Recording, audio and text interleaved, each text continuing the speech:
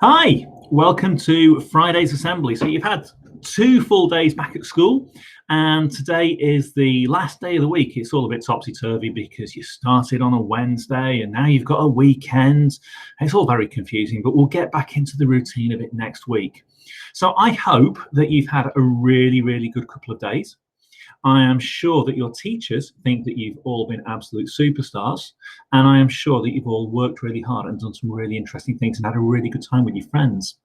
So in our assembly on Wednesday, we were talking about our school rules, and our school rules are like the start of what we do. And we looked at those new beginnings with the pictures of the people running the race and the birds and the babies and things. And another way that we can look at the beginnings of things is by looking at buildings and what buildings are based on. So I'm going to show you a couple of pictures of some buildings now so that you can see these different amazing looking structures. Here we go. So, go back one. There we go. This is one of the great pyramids of ancient Egypt. Okay, it's the Great Pyramid of Giza, and it's 147 meters high. So it was built between 3,000 and 4,000 years ago. We don't know exactly when. So just think, there were no cranes, no lorries, no machines. That was all built by hand. And that is 1.5 football pitches high. That's incredible to think that was built that long ago. Here's the next one. This is the lighthouse at Alexandria, and it was built in 270 BC to guide ships safely into the city of Alexandria in Egypt. And it was an enormous building, but built in a time when there weren't cranes or all those sorts of machines that we've just mentioned. Here's another one. This is one of my favorite buildings. This is Lincoln Cathedral. I went to university in Lincoln, and when I graduated from university, I graduated at Lincoln Cathedral. And in 1311, so over 700 years ago, Lincoln Cathedral became the tallest building in the world at 160 meters. And it was the tallest building for over 300 years, until the late 19th century. The Eiffel Tower became the tallest structure. Now, more recently, New York has had its fair share of skyscrapers and really, really high buildings. And there are new aerials and TV masts. But currently, the highest building in the world is this one. Okay, it's in the United Arab Emirates, and it holds the record. It's called the Burj Khalifa, and it is 828 meters. That's 4 football pitches high. 828 meters. That's nearly a kilometer. Now that's pretty incredible in itself. But Saudi Arabia is currently building the Jeddah Tower, so it can boast of having the tallest building over 1,000 meters. Now, if you go to the Burj Khalifa, that's this one that we've got here. Okay. And if you were to go underground, if you were to go right the way below, then you would see that the foundations are over 40 meters under the ground to make sure that's on a really stable place so it can't fall over. The foundations of the Jeddah Tower, this new one that's being built, and they're hoping to build it in 2021, is over 60 meters deep, and that's all under the ground. So lots and lots of concrete under the ground, lots of material under the ground, so the building is on a really stable platform.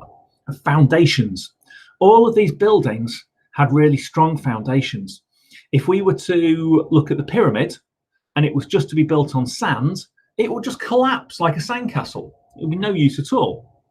So they're really, really important to us. Now, let's go back to that. Okie dokie. The Bible tells us of a parable about how important our foundations are. I'm going to tell you a bit of a story. So Jesus spent a lot of his time teaching people about how they should treat others and how they should live their lives. And at the end of one of his most famous teaching sessions, Jesus told a story, a parable. A parable is a story with a message. About 2 men who each wanted to build themselves a house.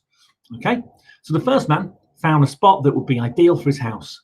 He found a plot of land that had a very, very firm base.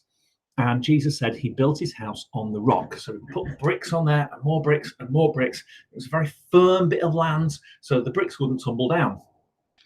And the second man He found his spot straight away. There was no looking around for him. He just said, right, I'm going to build where I am here, standing in the middle of the field. He didn't waste his time looking for a solid base to build his house on. And Jesus said this man built his house on the sand. Now imagine, right, if you've got all these bricks, one on top of the other, but you're on sand, what do you think is going to happen?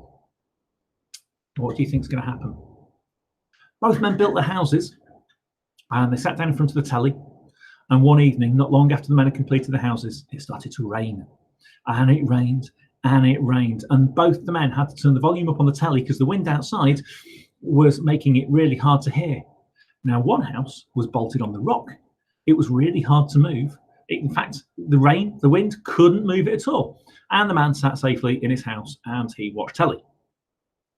But it wasn't the same for the other house. The other house was built on, what was it? On sand. And the sand got washed away with the rain. And when the sand got washed away with the rain, what do you think happened to the bricks? They all came tumbling down. And the foundations gave way and they came tumbling down. So that was the story that Jesus told. So have a think. Can anybody tell me what the phrase good advice means? What does good advice mean? So good advice is when people give us information that they've learned that help us to achieve what we want to do. So good advice can help us to do something quicker and more easily and stops us from making mistakes that other people have made and learned from. And following good advice is like building on a firm foundation and avoiding the problems that can stop us from reaching our goals. And Jesus said that the people who do as he suggested and follow Christian teachings were building a good foundation for their lives.